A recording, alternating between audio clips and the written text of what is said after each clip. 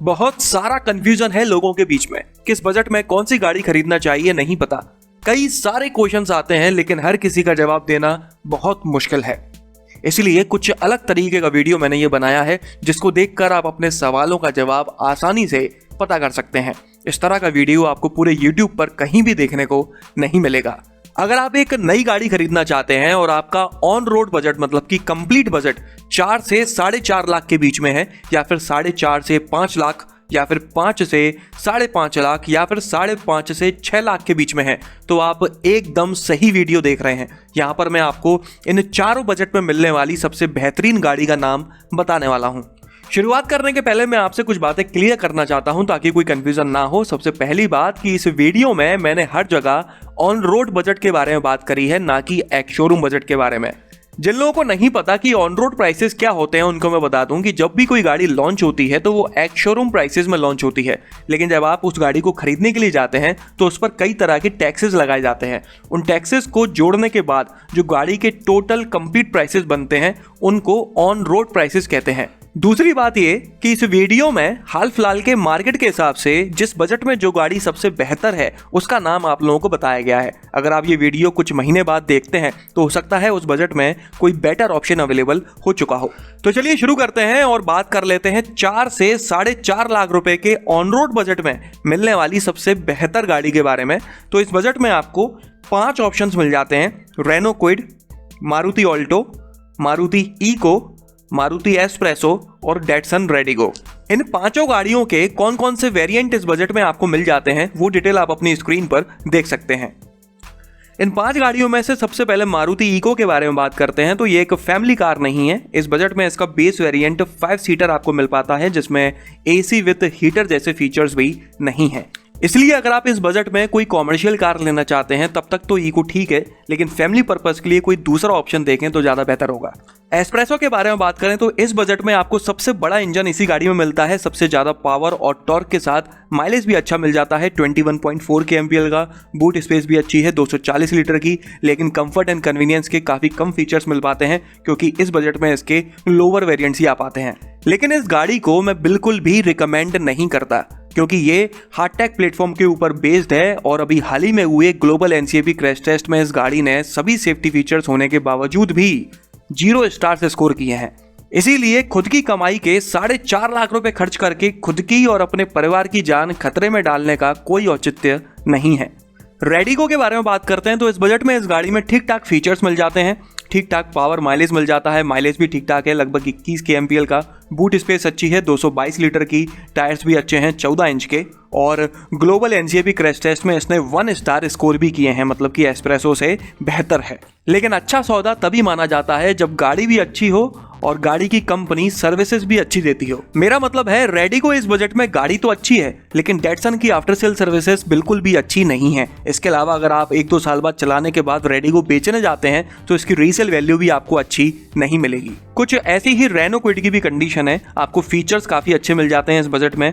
Mileage best in segment है 25 kmpl का, boot space भी बेस्ट इन सेगमेंट है 279 लीटर की। इंजन में पावर और टॉर्क भी आपको अच्छा मिल जाता है, 14 इंच के टायर्स हैं, लेकिन ये गाड़ी रिलायबल नहीं है।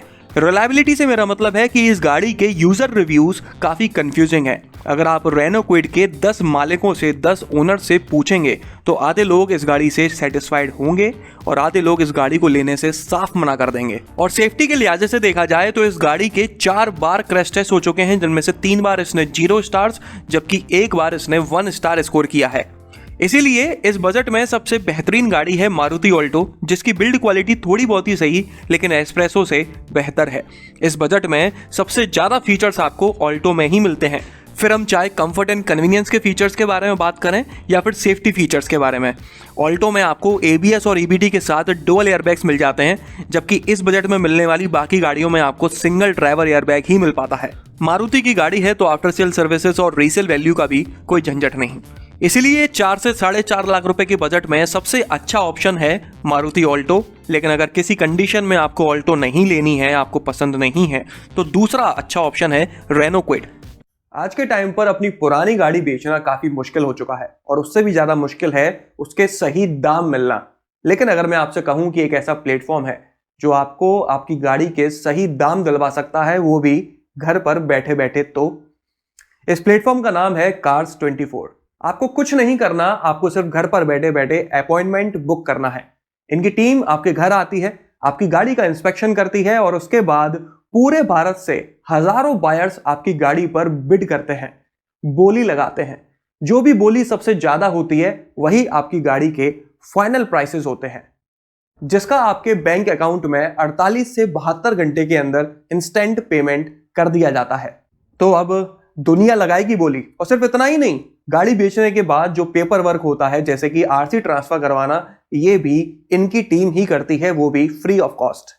मतलब कि आप घर बैठे बैठे अपनी पुरानी गाड़ी को सबसे अच्छे दामों में आसानी से बेच सकते हैं। नीचे दिए हुए डिस्क्रिप्शन पर क्लिक करिए अपनी अपॉइंटमेंट बुक करने के लिए और देखिए कैसे दुनिया बोली लगाएगी। चलिए आगे बढ़ते हैं और 4.5 से 5 लाख रुपए के ऑन रोड बजट में मिलने वाली गाड़ियों के बारे में बात कर लेते हैं। तो इस बजट में आपको 9 ऑप्शंस मिल जाते हैं।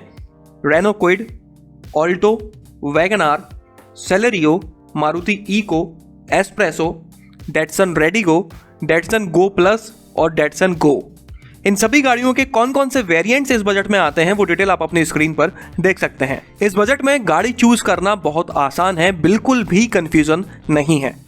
जैसा कि मैंने आप लोगों को पहले भी बताया था कि एस्प्रेसो ने एनसीएपी क्रैश टेस्ट में 0 स्टार्स स्कोर करे हैं, इसलिए अपने पैसे खर्च करके अपनी ही जान खतरे में डालने का कोई मतलब नहीं है। रही बात Datsun Redigo, Datsun Go plus और डेटसन गो की, तो ये तीनों गाड़ियां भले ही क्यों ना अच्छी हों, भले ही क्यों ना अच्छा पैकेज प्रोवाइड कर रही हों, लेकिन डेटसन की आफ्टर सेल सर्विसेज अच्छी नहीं हैं। गाड़ी खरीदने तक ही नहीं, गाड़ी खरीदने के बाद क्या होगा वो भी सोचना चाहिए। प्रोडक्ट चाहे कितना भी अच्छा क्यों ना हो, अगर उसे रेगुलर अच्छी सर्विसेज नहीं मिलेंगी तो वो बेकार ही हो जाएगा। इसके अलावा बात करें क्विड की, तो इस बजट में आपको इसका 1 लीटर इंजन भी मिल जाता है, लेकिन जैसा कि मैंने आपको पहले बताया था कि क्विड एक रिलायबल कार नहीं है।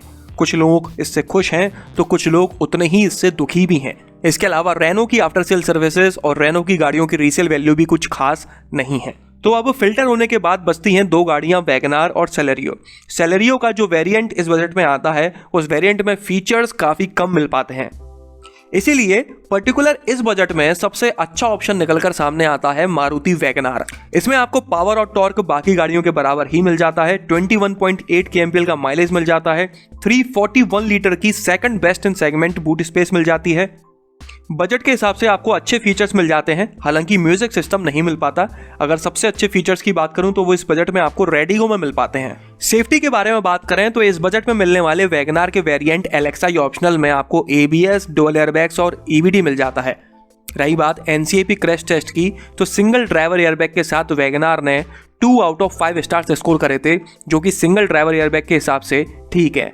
इसीलिए अगर आपका बजट एकदम टाइट है, 5 लाख से ऊपर बजट जा ही नहीं सकता, तो आप वैगनआर प्रेफर कर सकते हैं। लेकिन अगर आप किसी भी सूरत में अपना बजट बढ़ा सकते हैं तो बढ़ा लें तो ज़्यादा बेहतर होगा। इस बजट में अगर आप सीएनजी कार लेना चाहते हैं तो ऑल्टो के साथ आपको वो ऑप्शन मिल जाता है, लेकिन वो मैं रिकमेंड नहीं करता, क्योंकि ऑल्टो के इंजन में पहले से ही काफ़ी कम पावर है और सीएनजी के साथ इसका इंजन काफ़ी कम पावर जनरेट कर पाता है, और अगर एसी चला लिया जाए तो भाई क्या ही कहने।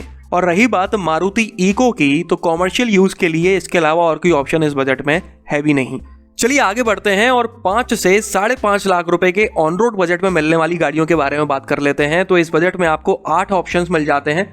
क्विड, टियागो, वैगनआर, सेलेरियो, सेंट्रो, एस्प्रेसो, रेडिगो और इग्निस। इन सभी गाड़ियों में से इग्निस, टियागो और सेंट्रो, इन तीनों गाड़ियों का बेस वेरिएंट इस बजट में मिल पाता है, जिसकी वजह से आपको फीचर्स काफ़ी कम मिलते हैं। इन तीनों में से अगर किसी गाड़ी में आप इंटरेस्टेड हैं तो आप अपना बजट बढ़ाकर कोई अच्छा वेरिएंट खरीदें तो ज़्यादा बेहतर होगा। रही बात क्विड की, तो वो एक रिलायबल कार नहीं है। इसके अलावा रेनो की आफ्टर सेल सर्विसेज और रीसेल वैल्यू भी अच्छी नहीं है। और इस बार भी फिल्टर होने के बाद बचती हैं वैगनआर और सेलेरियो, लेकिन इस बार आपको सेलेरियो को प्रेफर करना है, क्योंकि इस बार सेलेरियो का जो वेरिएंट आपको इसमें मिलता है उसमें आपको अच्छे फीचर्स मिल जाते हैं। इसके अलावा सेलेरियो हार्डटेक प्लेटफॉर्म के ऊपर बेस्ड नहीं है, इसलिए इसकी बिल्ड क्वालिटी वैगनआर से थोड़ी बेहतर है।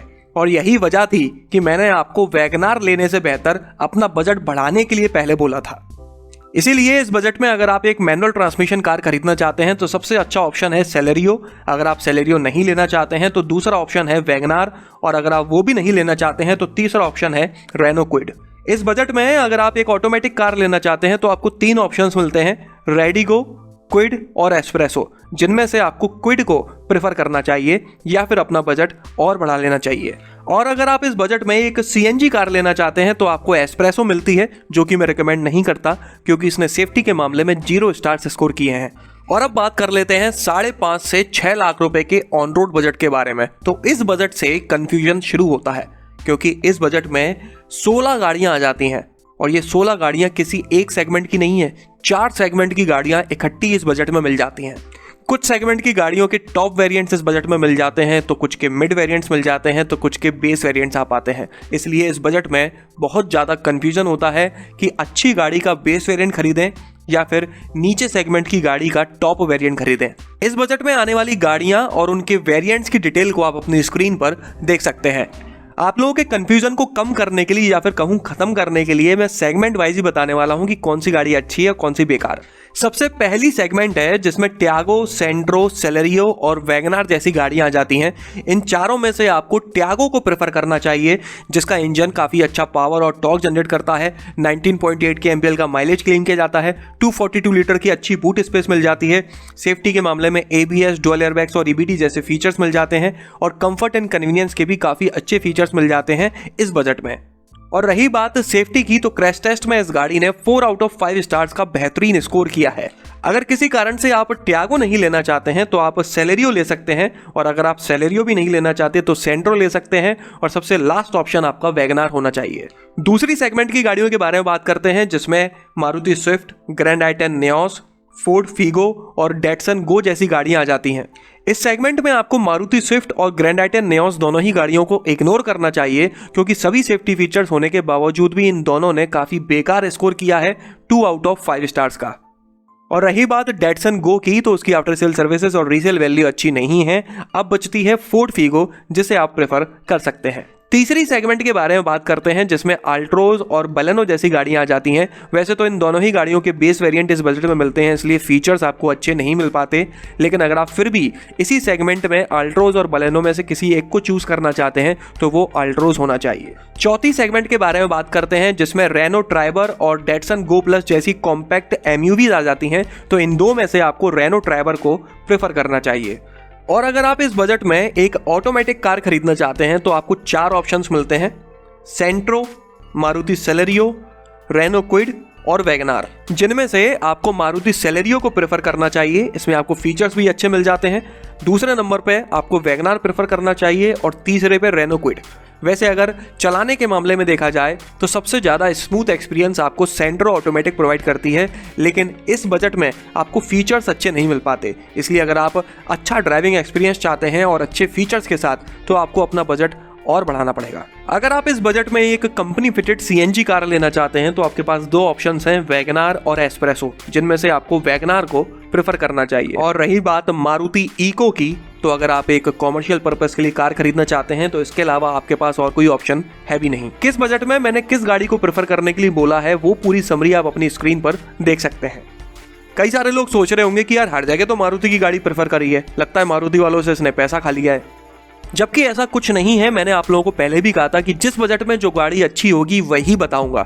4 से 6 लाख के बजट को मारुति ने पूरी तरह से कैप्चर कर रखा है। हाल फिलहाल किसी दूसरी कंपनी की कोई भी गाड़ी मारुति की गाड़ियों को इस बजट में टक्कर नहीं दे पाती, सिर्फ टियागो के अलावा।